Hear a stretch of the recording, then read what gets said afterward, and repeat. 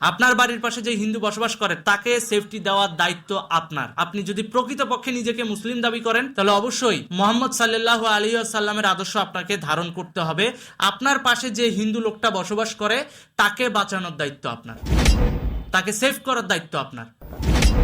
যেভাবে বাংলাদেশে আইনের অপব্যবহার করা হয়, পৃথিবীর কোনো দেশে আমার মনে হয় না আইনের এভাবে অপব্যবহার করা হয়।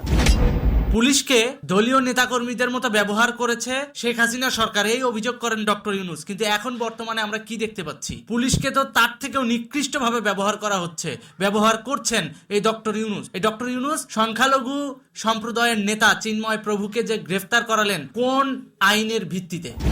কোন আইনের ভিত্তিতে? না আছে কোনো কেস, না আছে কোনো মামলা, হুটহাট করে ডাইরেক্ট গ্রেফতার করে, সন্দেহভাজনমূলক গ্রেফতার করে তাকে ডিবি হেফাজতে নিয়ে যাওয়া হলো কেন?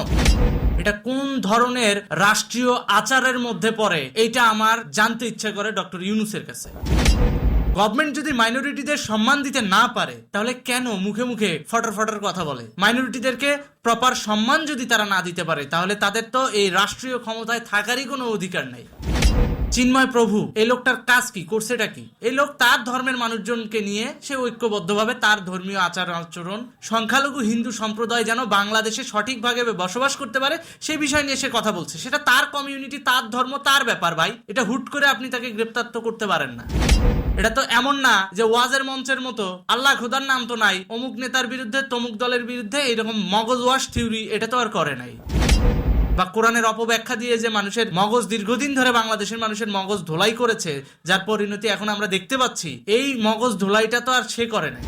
সে তার সংখ্যালঘু হিন্দু সম্প্রদায়কে কিভাবে ভালো রাখা যায়, এই 8টা দাবির মধ্যে কোন কোন দাবিগুলো রাষ্ট্রের পক্ষে অতি দ্রুত সমাধান করা সম্ভব, এই বিষয়গুলো নিয়ে সে কমিউনিকেট করে, কাউন্সিলিং করতেছে। সে তার ধর্মের মানুষজনদের নিয়ে সে কাজ করতেছে। সে তো আর এমন না যে জোর করে কোনো মুসলমানকে হিন্দু বানাইছে, তাও না। কিংবা আমরা ওয়াজের মধ্যে যেটা দেখি যে কোনো হিন্দু মানুষের নিয়ে এসে কি করতেছে, কালেমা পরে মুসলমান বানায় দিচ্ছে। এই ধরনের কোনো মিডিয়া ট্রায়াল তো আর সে দেয় নাই, তাহলে তাকে কেন গ্রেফতার করা হলো? সে রংপুরে গিয়েছে, সে রংপুরে সভা সমাবেশ করছে। কি রংপুরে কি হিন্দুরা বসবাস করে না, নাকি বাংলাদেশে হিন্দুরা বসবাস করতে পারবে না? কোনটা? আমার কথা ভাই পরিষ্কার, হিন্দু মুসলিম দাঙ্গা লাগানোর চেষ্টা আপনারা করিয়েন না। কারণ এদেশে হিন্দু মুসলিম বৌদ্ধ খ্রিস্টান প্রত্যেকটা মানুষ, প্রত্যেকটা জাতিগোষ্ঠীর মানুষ, ইভেন চাকমা মারমা খ্রিস্টানরাও সবাই শান্তিপূর্ণভাবে বসবাস করতে পারবে। সেই রাইটস সংবিধান তাকে দিয়েছে, সেই রাইটস এই দেশের স্বাধীনতা সার্বভৌমত্ব সেটা দিয়েছে ওই ধরনের মানুষগুলোকে। তাহলে আপনি কেন মাঝখানে ধর্ম নিয়ে এসে মানুষের মধ্যে বিভাজন সৃষ্টি করছেন? পরিস্থিতি এখন এমন তৈরি হচ্ছে, বা হুজুরেরা এই যে রাস্তায় নেমে গুন্ডামি লাফালাফি যে পরিমাণ শুরু করছে, পরিস্থিতি এখন এমন তৈরি হয়েছে যে আমার বাড়ির পাশে যে হিন্দু লোকটা বসবাস করে দৌড়ে যায়, তারা কানসা বাজায় থাপড় দিয়ে বাইর করে দিয়া, ওই ঘর বাড়ি জ্বালায় দিয়া তাদেরকে এটা বলে দেওয়া উচিত যে যাও তোমরা ভারতে চলে যাও। এরকম একটা পরিস্থিতি হোক, এটাই তারা চাচ্ছে। কিন্তু আমরা তো সেটা করব না, কারণ প্রত্যেকটা মানুষের ধর্ম আলাদা হইতে পারে, বিশ্বাস আলাদা হইতে পারে, কিন্তু তারা তো রক্তে মাংসের মানুষ, তাদেরও পরিবার আছে, সন্তান আছে, স্ত্রী আছে। তো এই মানুষগুলোকে কেন আমরা অত্যাচার করব? কেন আমরা বলবো তুই ভারতের এজেন্ট? তাহলে আমরা যে হজ করতে ইয়েতে যাই, সৌদিতে যাই, এটা তো আমাদের ধর্মের টানে যাই। আমাদের নবী সাল্লাল্লাহু আলাইহি সাল্লামের অর্ডার ছিল যে তোমরা হজ করিও যাদের সামর্থ্য আছে। তা আমরা সেই সামর্থ্যবান পরিচয় নিয়েই কিন্তু আমরা সেখানে হজ করতে যাই। তা কেউ যদি আমাদেরকে বলে যে তুই সৌদির এজেন্ট, তখন আমাদের কেমন লাগবে? স্বভাবতই আমাদের খারাপ লাগবে। ঠিক তেমনি যে বাংলাদেশি হিন্দু ও প্রকৃতপক্ষে বাংলাদেশি, এখনো ধর্মীয় আচার আচরণ এগুলা মানতে ও যদি ইন্ডিয়া সফর করে, কিংবা ধরেন তীর্থ করতে যদি ইন্ডিয়া যায়, কারণ ওদের কালচারটাই তো ইন্ডিয়া কেন্দ্রিক। আমাদের যেমন ধর্মীয় কালচার সৌদি আরব মধ্যপ্রাচ্য কেন্দ্রিক, ওদের কালচারটাও ইন্ডিয়া কেন্দ্রিক। তো ওরা যদি ইন্ডিয়া যায় বা ইন্ডিয়ার ওই কালচার নিয়ে কথা বলে, তাহলে আমরা কেন তাকে বলবো এ তুই ভারতের এজেন্ট? ও কি ভারত থেকে উড়ে আসছে এই দেশে? ও তো এই দেশেই জন্মগ্রহণ করা একজন সাধারণ মানুষ। তো এই বিষয়গুলো আমাদের মাথায় রাখতে হবে। মানুষে মানুষে বিভেদ সৃষ্টি করিয়েন না, এটা সব থেকে বড় অন্যায়। এটা কোরআনেও আছে, মানুষ মানুষের মতো করে থাকেন, মানুষে মানুষে বিভেদ সৃষ্টি করিয়েন না। হয়তো গুটি কয়েক হুজুর মাওলানা টুপিওয়ালা এরা পয়সা পাবে, কারণ মাহমুদুর রহমানের কাঁচা 200 কোটি টাকা ওদের উপরে ব্যয় করা হয়েছে, ওদের কাছে দিয়ে দেওয়া হয়েছে। এই জন্য প্রথম আলো পত্রিকার সামনে যাইও দেখবেন যে গতকাল থেকে লাফালাফি শুরু হয়ে গেছে।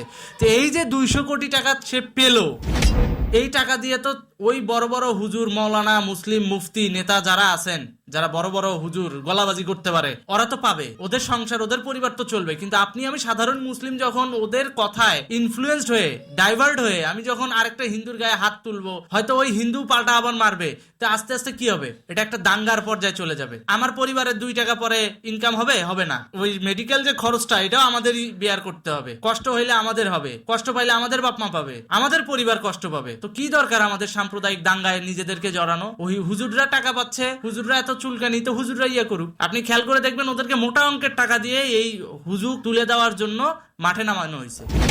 এটা গ্রামের ভাষায় বলে উলাবাই, আর সহজ বাংলায় যদি বলি হুজুক, হুজুকে বাঙালি। একটা জায়গায় 50 জন মিলে যদি হুজুক তুলে দেওয়া যায়, পুরো গ্রামবাসী ওই হুজুকে নাচবে। এই যে ঢাকার ভিতরে এখন সেই উলাবাই তুলে দেওয়া হয়েছে, উলাবাই তুলছে, হুজুক তুলছে, অমুক এটা করছে। তো এই চিন্তা ভাবনা থেকে সরে আসা উচিত। প্রশাসনেরও এই সমস্ত ব্যাপারে সতর্ক হওয়া উচিত।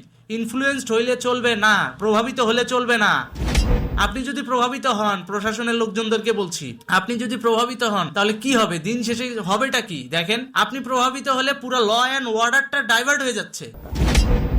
সো আপনাকে প্রভাবিত হওয়া যাবে না, আপনাকে সতর্কতার সহিত অবস্থান নিতে হবে। আশা করি অতি দ্রুত চিন্ময় প্রভু মুক্তি পাবে এবং বাংলাদেশে কমিউনাল ক্ল্যাশ অর্থাৎ সাম্প্রদায়িক দাঙ্গা এটা কোনোভাবেই গ্রহণযোগ্য না। আমি চাই না হিন্দু মুসলিম কিংবা অন্যান্য জাতির সাথে মুসলিমদের দাঙ্গা মারামারি হোক, এটা আমি চাই না। আমি এটা চাই না মুসলিমদের সাথে হিন্দুদের দাঙ্গা হোক, মারামারি হোক, আমি এটা একদমই চাই না।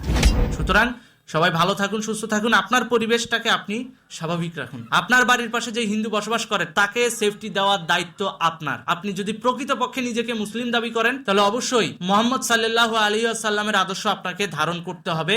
আপনার পাশে যে হিন্দু লোকটা বসবাস করে তাকে বাঁচানোর দায়িত্ব আপনার, তাকে সেভ করার দায়িত্ব আপনার। ধন্যবাদ।